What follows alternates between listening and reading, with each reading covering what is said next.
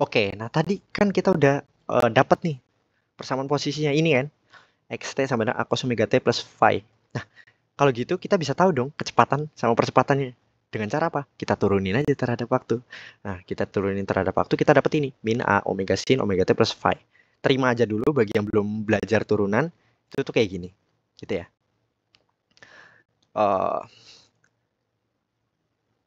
Lalu kan ini dia bentuknya sin nih. Nah, kita tahu kalau sin itu nilainya itu cuma maksimumnya itu 1 atau enggak min 1, ya enggak? Jadi kalau kita masukin, kalau kita mau nyari maksimum ya kita masukin 1 atau min 1 itu sama aja. Itu cuma mempengaruhi arahnya aja gitu. Jadi kalau min 1 berarti dia arahnya itu searah sama arah si simpangannya. Kalau min artinya dia berlawanan arah simpangannya gitu. Nah, jadi Vmax itu min A omega itu artinya dia kecepatan maksimum ketika dia berlawanan dengan arah simpangannya. Jadi bisa aja A omega. Nah, jadi kalau kita mau tahu besarnya doang ya langsung aja A omega gitu. Oke. Jadi tergantung ditanya soal itu sama arahnya apa enggak gitu. Tuh, fungsi dari min gitu. Nah, terus kalau kita mau percepatan sama kayak tadi kita tinggal turun aja kecepatannya terhadap waktu, nanti kita dapat ini min A omega kuadrat cos omega plus V sama kayak tadi di atas. Cos itu juga maksimal minimumnya 1 sama min 1. Jadi nanti kita dapat percepatan maksimumnya itu adalah min A omega kuadrat. Gitu. Nah, kalau kita udah dapat persamaan geraknya gitu, equation of motion ya. Nah, kita bisa tahu nih energinya biasanya gitu. Nah, mungkin untuk persamaan gerak biasanya itu ada energi potensial sama energi kinetik kayak gitu kan. Cuman di sini aku mau cari dulu nih energi total sistemnya itu berapa sih gitu. Dengan kita tahu kalau X persamaan posisi X-nya itu ini, V-nya itu ini, ya K itu kinetik ya. K itu energi kinetik. U itu adalah potensial, energi potensial. Energi potensial, ini energi kinetik. Gitu. Untuk pegas itu setengah kx kuadrat. Nah, lalu kita tahu kalau omega kuadrat itu adalah K per M. Gitu. Nah, yaudah kita masukin ya. Maka kita bisa dapat nih energi total itu adalah K-nya itu adalah setengah M. V-nya kita masukin ke persamaan yang kita udah dapat tadi, min omega sin. Nah, aku mau biar mempermudah penulisan, omega T plus phi ini misalkan B gitu. Ini jadi sin B, ini kuadrat, ditambah U setengah K A cos B kuadrat gitu.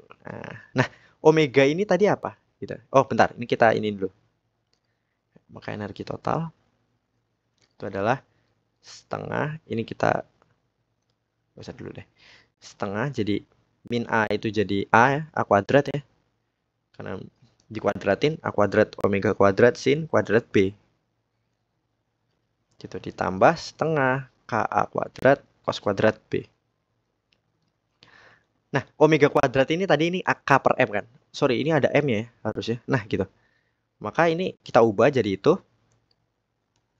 Jadi setengah A kuadrat K per M. M sin kuadrat B.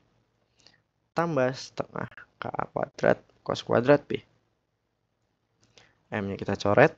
Jadinya, nah ini kita bisa asosiasiin. Kita gabungin jadinya setengah KA kuadrat itu sin kuadrat B tambah cos kuadrat B. Nah, sin kuadrat B cos kuadrat B ini tuh 1. Nah, jadi kita dapat energi totalnya ternyata dia independen terhadap waktu. Jadi pada posisi apapun energi totalnya selalu setengah K kuadrat. Gitu, cukup unik ya. Ini. Gitu. Jadi dia cuma perlu data konstanta pegasnya dengan simpangan maksimumnya itu berapa. Jadi kita bisa tahu energi totalnya gitu. Nah, sekarang aku mau tahu nih hubungan si energi total itu dengan kecepatannya. Gitu. Kan kita tahu tadi energi totalnya itu setengah KA kuadrat kan. Nah, aku mau tahu nih.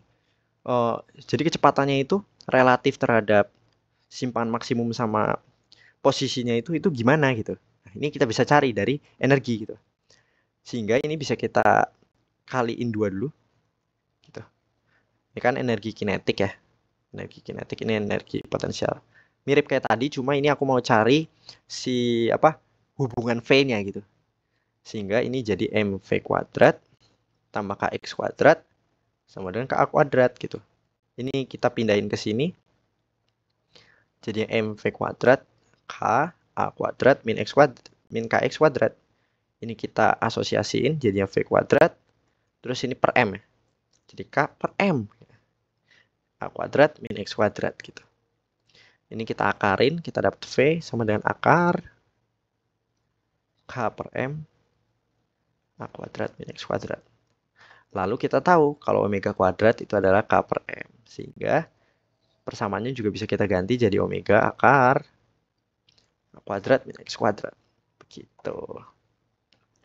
Nah, kita dapat nih hubungan kecepatan terhadap si simpangan maksimum sama x tertentu. Jadi kita bisa tahu kalau kita tahu simpangan maksimum dia, lalu konstanta pegas dan masanya dia, gitu.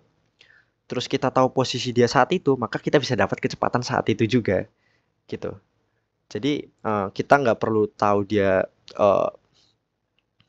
waktunya berapa. Nah, kita bisa tahu, misal kita cuma dikasih data posisi dia saat itu, simpangan besarnya berapa, konstanta pegas berapa, massa berapa, nanti kita bisa tahu kecepatan dia saat itu berapa. Gitu yang mau kita cari hubungannya. Ini aku highlight dulu.